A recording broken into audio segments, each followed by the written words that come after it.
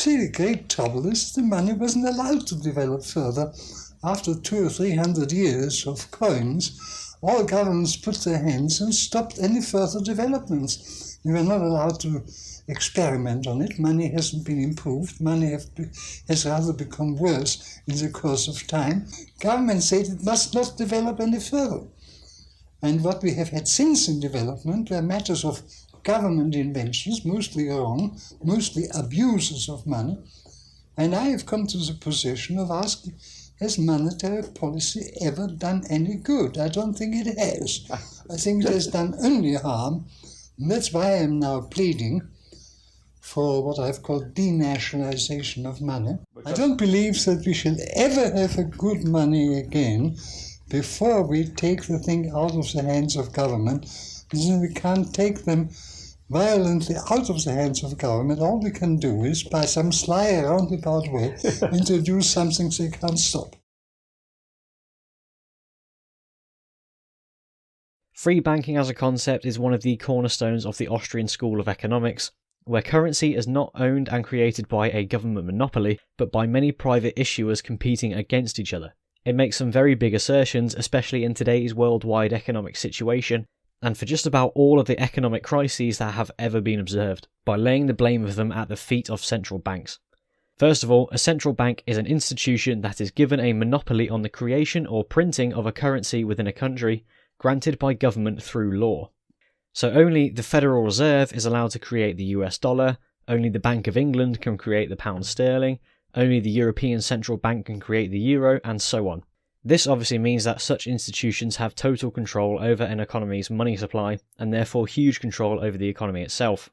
And what good has been achieved thanks to such control being afforded to governments? Government control of the money supply has always been justified as the best way of stabilising the economy by ensuring a stable currency, and indeed that is what every single person in government and private banking will tell you it achieves, but let's look at just one chart here to tell us that all is really not as it seems. What you're looking at here is called the Consumer Price Index, or CPI for short, and in quick and easy terms it's a measurement of the cost of consumer goods over time, aka how much more expensive the stuff becomes that you and the average household regularly buys. 1913 is an important and standout year because that is the year that the United States Federal Reserve was created. And as the central bank, it was given exclusive responsibility to control the rate of supply of new money put into circulation in the country. This means the government was given a monopoly of control over the issue of currency in the United States, and therefore huge control of the capacity of credit, aka lending of money by commercial banks to customers for loans, mortgages and things like that. I'll link a great article by Robert Murphy writing for the Mises Institute, which details the events that led to the Fed's creation, which had partners from huge investment banks such as JP Morgan and Citibank helping in its formation. If the intention truly was to curb the power of the evil and greedy financial system with its predatory capitalist fat pigs, then why were they leading the charge to make it come into existence in explicitly secret meetings? Well, there's obviously one answer to that, which is that they're telling you a fat bunch of lies. Anyway, this video isn't meant to be focused on just the Fed, so I'll skip to the 1970s. That is where the CPI chart clearly starts on a path to outer space, as Richard Nixon's government officially ended the US dollar's ties to the gold standard, of which it was the last remaining country in the world to be using it. Different reasons for this happening are given depending on how apologetic to government stupidity the person that you're asking is, but the truth of the matter is that the Federal Reserve had, in order to fund the Vietnam War, devalued the dollar so much against the value of gold that German banks noticed this and were going to the Federal Reserve on a weekly basis to exchange their dollars in cash for the Fed's gold reserves, which was basically giving the Germans free money. What exactly was Nixon to do about this? Well, closely behind unicorns and fairy dust, there are few things as rare as a government reversing its mistakes, and this is just another example of them making a mistake, and instead of fixing the huge and dangerous cracks in the wall of a house, they just paint over them and decide to build a whole new floor above it. So from this point on, the school of modern monetary theory completed its path of world domination, and now all currency in the world was fiat and upheld by fractional reserve banking, in which a unit of currency is just a note of promise from the government, not backed by gold or any valuable asset, but backed by the taxes of the country's citizens, which came from the promissory note, which back the note, which come from the note, which back the note, and so on and so on. The only value of the money in your wallets and bank accounts is the worldwide belief that the government who issues that money is not going to collapse. So if citizens for a large enough part don't pay tax, that illusion of stability disappears and the house of cards comes crashing down over their heads. And this is exactly what happened to Greece in the early 2010s. Just look it up. Governments have to maintain inflation in this system to force people to remain employed.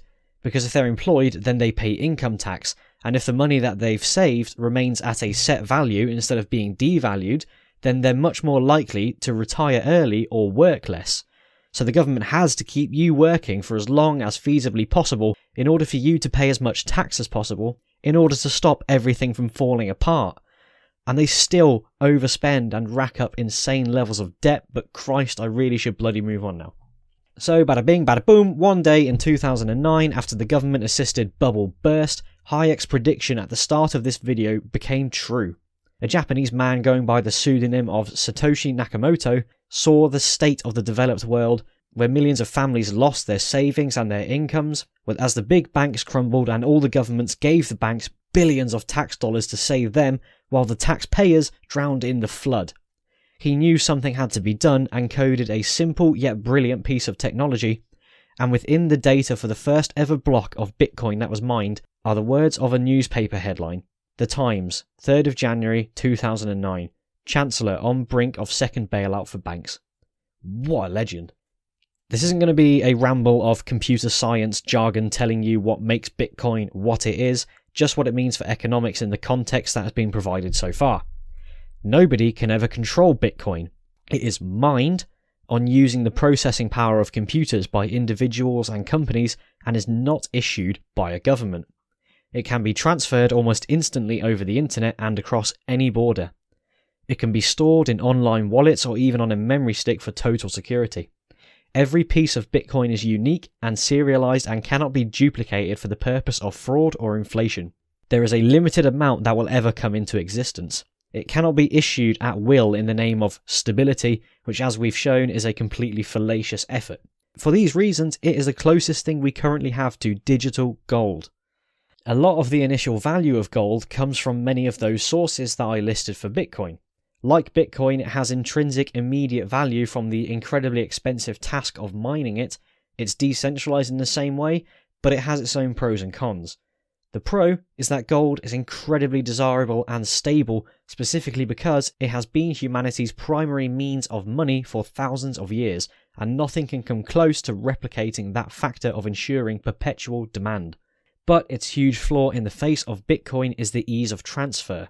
Any government with the technology these days can scan all of the parcels being sent into its country from another, and economically oppressive countries like the Soviet Union banned gold precisely because a decentralized use of money directly threatens their economic control.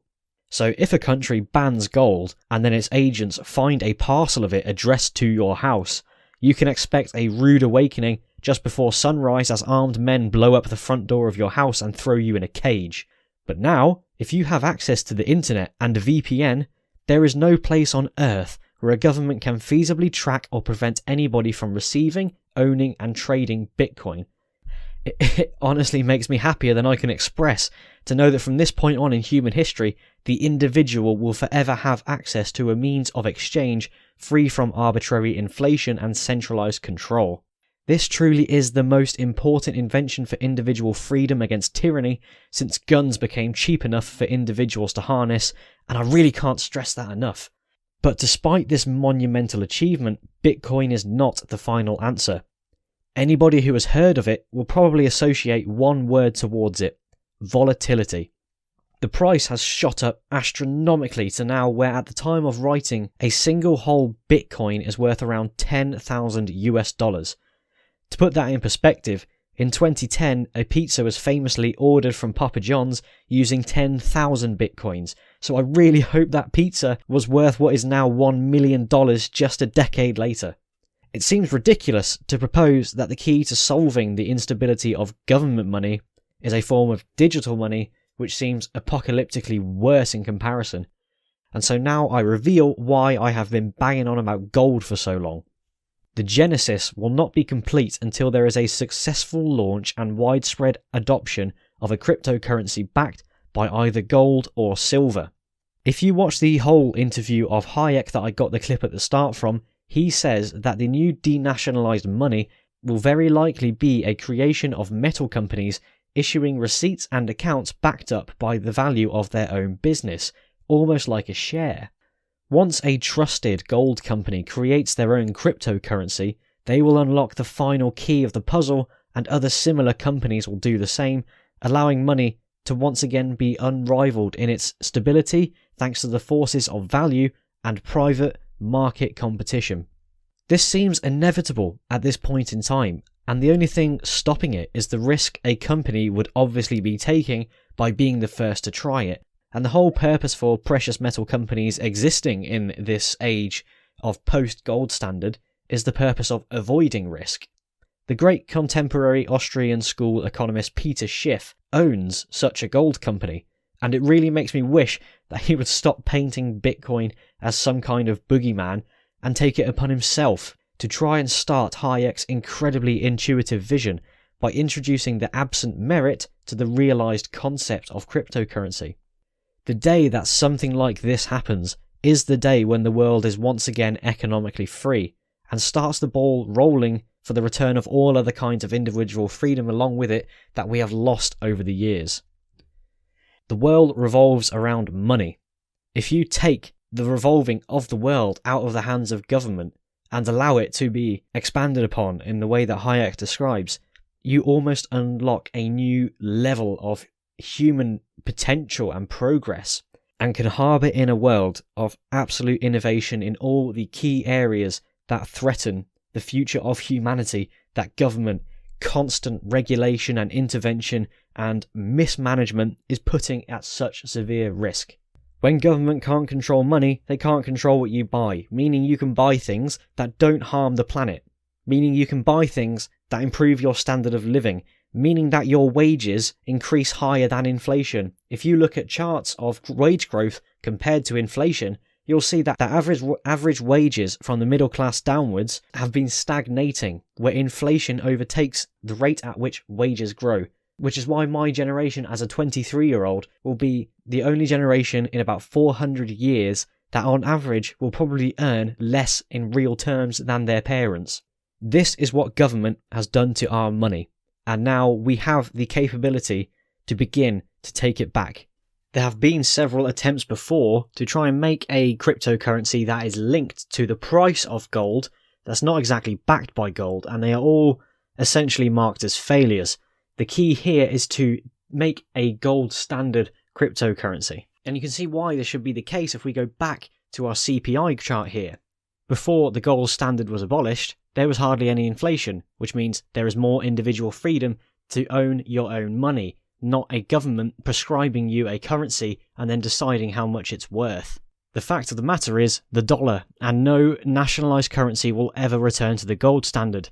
They should never have left, but that's a separate argument. We need to look forward past the notion of a nationalised currency and look towards a borderless, decentralised one backed up with inherent value.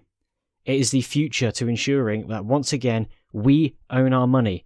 Our money is the product of our labour. Our labour is the product of ourselves. If we do not own our money, we do not own ourselves. Governments will never rightfully give back anything that we have given up. A right lost once is a right lost forever. The next stage is upon us. Bitcoin is the start of the road, not the end of it. The cryptocurrency that will lead us into the future is not Bitcoin, it's not Ethereum, it's not Ripple, it's not a cryptocurrency that currently exists. It's a new technology.